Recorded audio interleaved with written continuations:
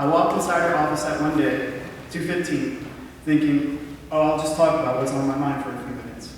Well, as I left her office at 3:45, I left with peace of mind, something that not everyone can fulfill for a worried senior like me. I just want to ask everyone to give a hand this morning.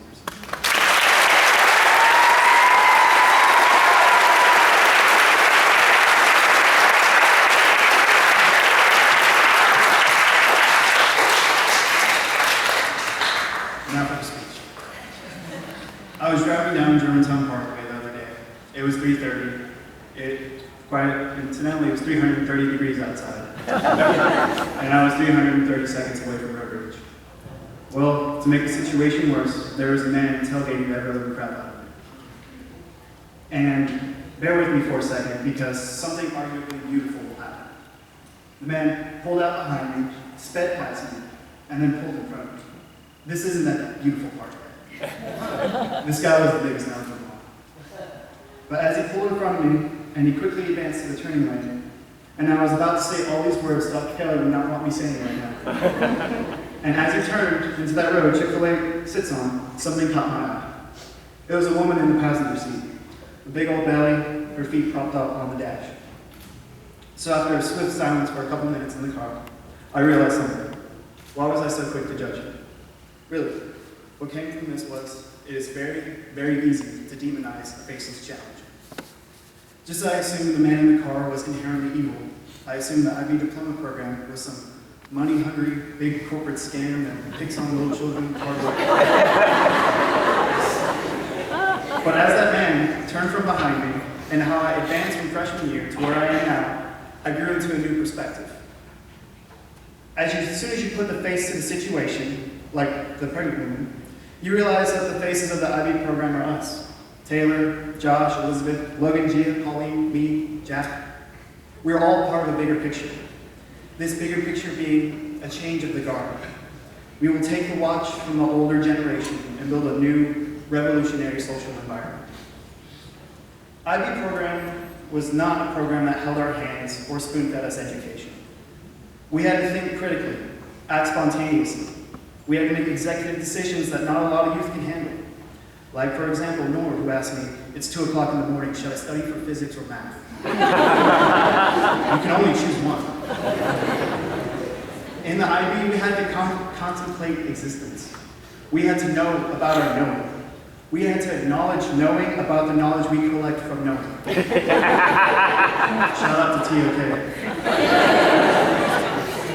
All in all, IB is kind of like Coach Boone from Remember the Titans. It is that tough but empowering coach that pushes us to excellence. And excellence we will be remembered by. Now on to the boring part.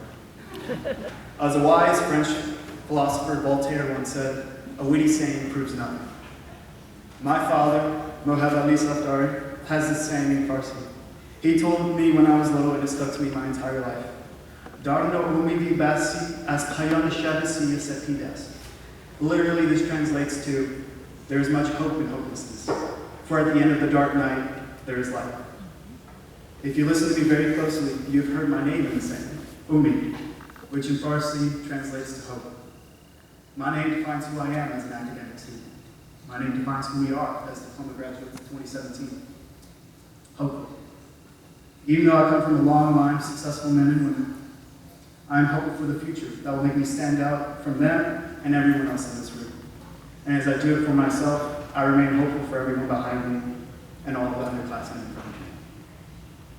Revisiting the quote I said at the beginning, a witty saying proves nothing. And as I add on to that, a witty saying means everything. The amount of esteem I have for my peers is unmeasurable. I would like to congratulate all the adults I see in the stands behind me. When I look at these individuals right now, I'm almost stunned. The vitality in their faces, enthusiasm radiating from their bodies, and that fiery passion in their eyes that tell me I am ready to master my life, my college, my future. I am in control. By now, most of these kids have broken ground in their passions and careers. I think what is the most unique about our graduating class is how small we are compared to the other classes, but how large the steps we are taking compared to them. Give us 10 years. Taylor Bowling will be starting a social and political movement. I can see Sabrina Shivani's efforts of her building a community reach worldwide in uniting people of Eastern ethnicities. I can see Sai Sharaman's name on a newspaper article saying he beat Stephen Hawking in a game of chess. Morgan Crow will play for BVB and win Germany's 5th World Cup. Stacey Elliott will be overseas doing super secret spy stuff for super government thing. Pauline Morales will have learned her 54th language. Logan will be number 1 in something or whatever. Just as long as he's number 1. Sankey's role in computer sciences will create a car far beyond what Elon Musk will ever dream of. I only wish the best of luck to you all. It is fair to say I have faith in my fellow man, and I only hope that they have faith in me. There is this poem by Howard Donald Walter called My Creed. He was known to have long-standing relationships with all of his friends. And there's one stanza I'm going to say, but I feel that this heavily applies here. I would be true, for there are those who trust me. I would be pure, for there are those who care. I would be strong, for there is much to suffer. And I would be brave, for there is much to dare. And now, I have a message for the 9th, 10th, and 11th graders. I was in the exact same seat you were, and I have to tell you, you'll be up in these in no time. You will blink, and the next thing you know, you are applying to colleges. Please live your high school life as full as possible. Freshmen and sophomores, do not be afraid to study simply because the smart kids don't do it. Juniors, please take the time out of your day to realize this is the year you need to stand out. Being proactive is a task that can fill up your empty schedule and may end up paying you thousands in scholarships.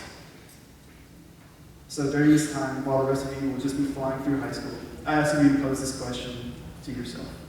Are you cherishing every moment possible? Thank you for your patience and support. Thank you, Germantown High School. Thank you.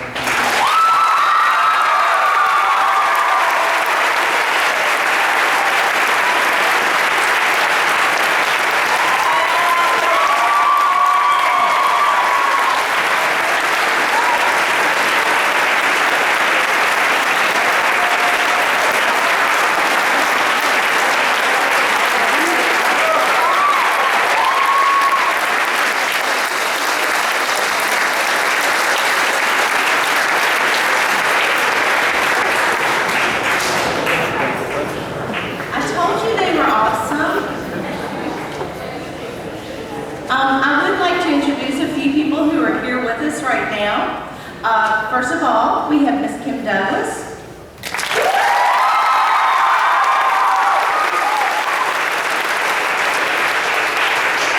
Miss Douglas, a Germantown High School graduate, a former 10th grade IB English teacher, and now the PLC coach at Germantown High School, was the person who was distributing the certificates today for us. Miss Martha Morris, the IB counselor.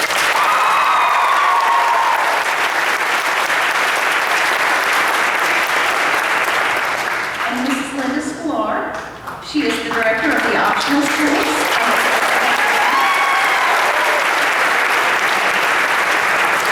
For Shelby County Schools, she is awesome. She is the person at the central office who provides us with so much support, and so she really puts her heart and soul to this program, and we certainly in Germantown appreciate your support and care, and really and truly thank you. Now this concludes our pinning ceremony. What's going to happen next is this. We're going to dismiss the underclassmen to go to the activities center. The seniors are going to stay here for some photographs. Senior parents, we're going to take some professional photographs first, and then we will let you take your whatever you want to do with them. Underclassmen, there's a section in the activities hall that is reserved for the seniors and their parents. Please be respectful of that. Your refreshments are at the far end of the activity center. The seniors and senior parent tables are as soon as you walk in, so please be respectful of that. The juniors are going to kind of be guarding it for them. So, so if you would be respectful of that. And you may be dismissed now. Thank you so much for coming.